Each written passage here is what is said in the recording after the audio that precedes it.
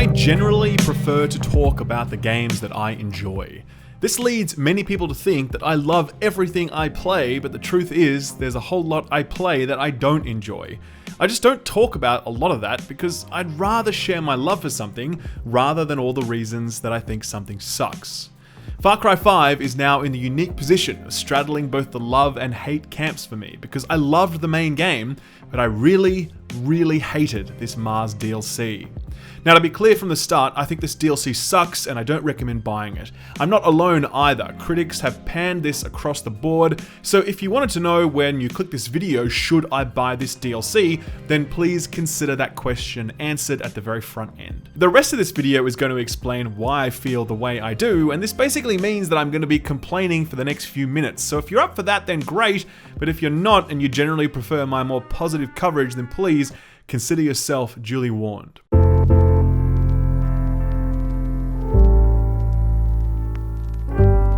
As I said a moment ago, I really loved the original Far Cry 5. I loved it a lot, in fact. I know the game's media was upset that it didn't offer some political dissertation on the decay of modern America and a virtue-signaling extravaganza of anti-conservative propaganda, but I don't play Far Cry for politics, I play it for fun. And Far Cry 5 was a game that was fun, so long as you were down for that sort of formula. As is customary these days, Far Cry launched with a season pass that promised 3 unique single-player DLC packs. The first was Hours of Darkness, which was a short, sharp, Vietnam-themed adventure. I reviewed that as well, so I'll leave a link in the description below, but the TLDR on that is that it was fine. It had an interesting structure whereby you were making your way down a river towards an escape point, rescuing your captured squad mates along the way. There were a few new ideas in there, but not so many. There were some interesting moments to be had, but not so many. And overall, it was just fine. It was very skippable, nothing spectacular, but fine. The DLC I was really looking forward to was this one, Lost on Mars. I'm secretly hoping that this is just Blood Dragon, but I know it's not Blood Dragon because I've read reviews and people are like, this is definitely not Blood Dragon I'm gonna quality. whoop your ass when I see you. Because like anyone that's played Far Cry Blood Dragon will agree, Blood Dragon was the best of the Far Cry games. Just the best of all of them. And I'd hoped that this futuristic setting on Mars would allow the Far Cry developers to touch the essence that made Blood Dragon so magnificent, but just no. The setting is that you are Nick Rye, the flyboy from Far Cry 5, and your cousin Herc has got himself into trouble. He'll somehow manage to teleport you to Mars and off you go, your adventure begins. The first thing I will say about Lost on Mars is that it is a visually spectacular game, and you'll see that the moment you arrive on Mars. The Vietnam DLC felt very recycled, like it was just sort of repurposing assets from the main game, but this is all entirely new stuff, and it has this almost 1970s Ridley Scott alien, lo-fi, sci-fi aesthetic to it. There's a real retro feel to its design that makes the whole thing quite interesting to look at when you're soaking up the little details. I remember walking around at the beginning of my playthrough just looking at this stuff because I was so impressed by it all. This is the only good thing I have to say about this DLC. A few moments after your arrival on Mars, you'll encounter Herc, who it turns out has lost his head, or more precisely, his body. He's a floating head at this point, and he'll explain that there's an AI on the planet that needs to be powered up so that she can help you get off Mars, and you also need to put Herc back together by collecting his body parts. Anyway, it's a thing.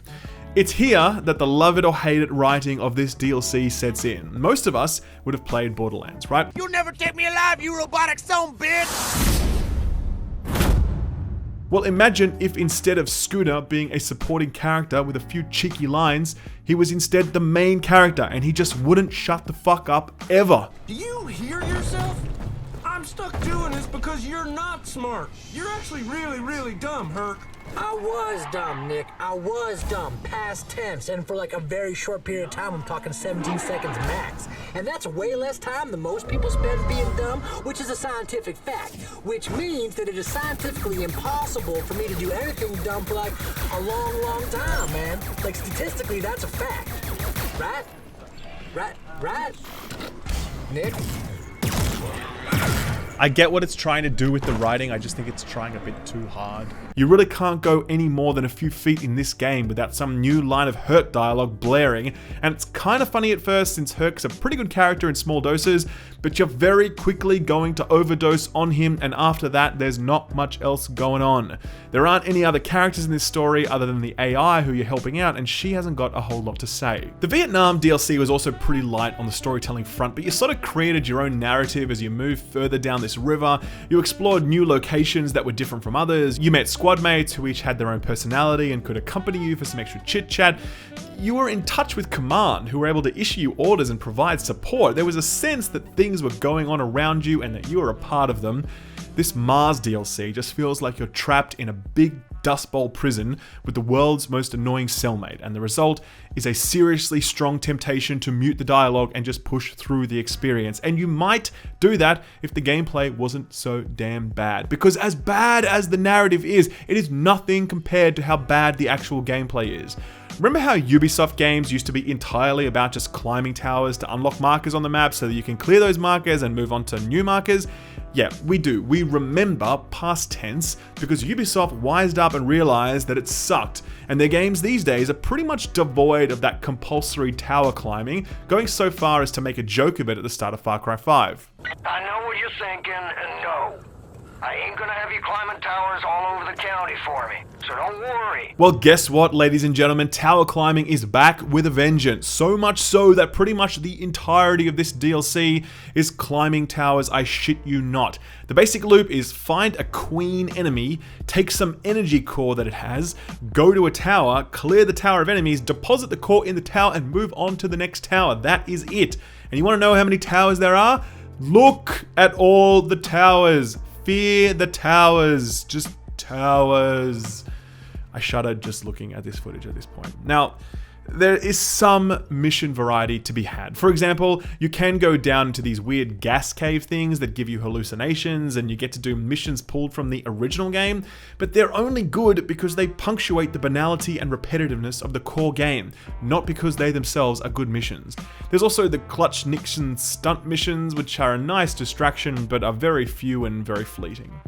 The reality of this DLC's core gameplay loop is so sobering when it sets in, because the first 20 or so minutes is actually quite promising as your hand is being held and there's a narrative which still feels kind of fresh, but then as soon as your first queen enemy dies, it becomes immediately apparent that there's nothing else to do other than clear this map. There's no campaign quest that updates and gives you a sense that the next tower you clear is going to lead to something more interesting than the last one you cleared. It's just a giant smorgasbord of boredom, or a smorgasbordom, laid out in front of you within the first 20 minutes of the game, and I actually remember the exact moment that I realized this and my spirit broke. Oh, here we go. Welcome to Mars. The main goal is to power up the terminals and collect all of Hulk's body parts. Okay. Find energy cores inside queens around the planet and use them to power on the terminals. Cool. Activate the towers, the Ubisoft game. Powering the terminals will unlock new item blueprints, will also rebuild robotic defenses. So right now we have tiresome and one-dimensional narrative and an absurdly repetitive mission structure. How else can we add to this shit show? Well, how about I add a healthy dollop of frustration in the form of just the worst possible enemy design. Just the worst. There are two enemies in this game. Two. Bugs that crawl and bugs that fly. Some of them are different colors and some of them have more health, but don't be fooled, they're basically the same as all the others. Already you can probably tell that this sucks, but don't worry, it gets worse. Allow me to describe these enemies and how they work.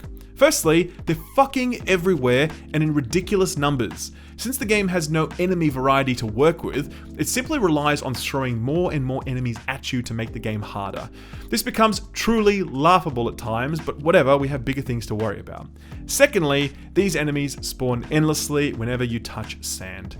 You can generally avoid touching sand, but not always, especially when you are in open areas where there are no rocks to land on. The best part about these enemies is that you can't bait them out by hovering above the sand or shooting the sand. You have to land on the sand, and when you do, they emerge from the sand and knock you over and shake your screen. It's so annoying to be trying to get from point A to point B and have your screen constantly shaking from endlessly spawning enemies that you can't avoid. It's just so fucking annoying. But it gets better.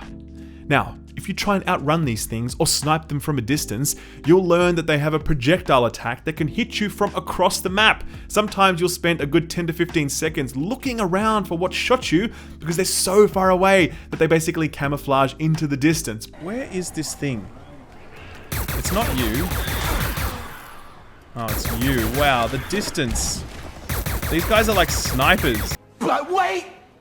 There's more! These enemies have so much goddamn health. I mean, the bigger ones will take more than an entire magazine of assault rifle bullets to bring down.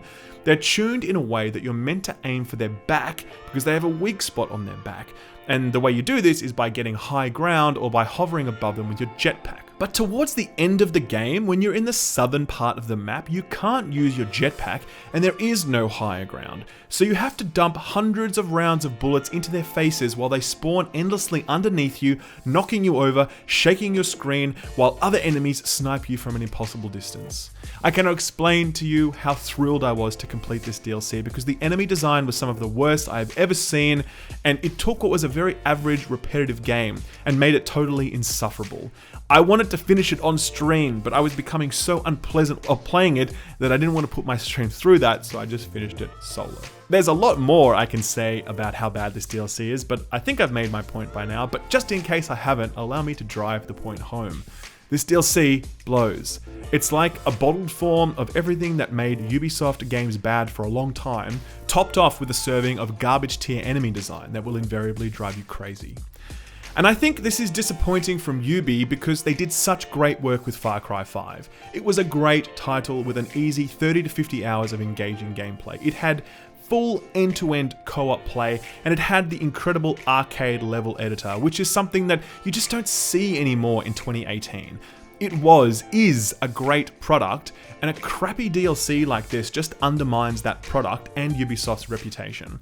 People get to cynically snicker at Ubisoft when they produce stuff like this, where the real Ubisoft story is one of sticking with their games and making them great, and evolving their core franchises based on player feedback. For me, the thing about this DLC that really struck me, and the reason I'm doing this video today, is because for a DLC set in the future, this really feels like the Ubisoft of the past. I understand the commercial realities of gold passes and attach rates at launch, but a release like this does more harm than good in the big scheme of things, and I really hope that Ubi look at this DLC as a reminder of how far they've moved beyond a product of this quality, rather than thinking that this minimal viable offering is an acceptable way to prop up the aging season pass business model. That's it, guys. I know it was ranty, but hey, that's what I thought. I wanted to share it with you. See, I don't love everything. There are some things that I don't like, and I have strong feelings about them. Guys, if you enjoyed the video, do the thing where you click the thing and click the other thing, and if you really like the video, then check out my Patreon because that helps me out in a big way. Thank you very much. Take care. I'll see you next time. Bye-bye.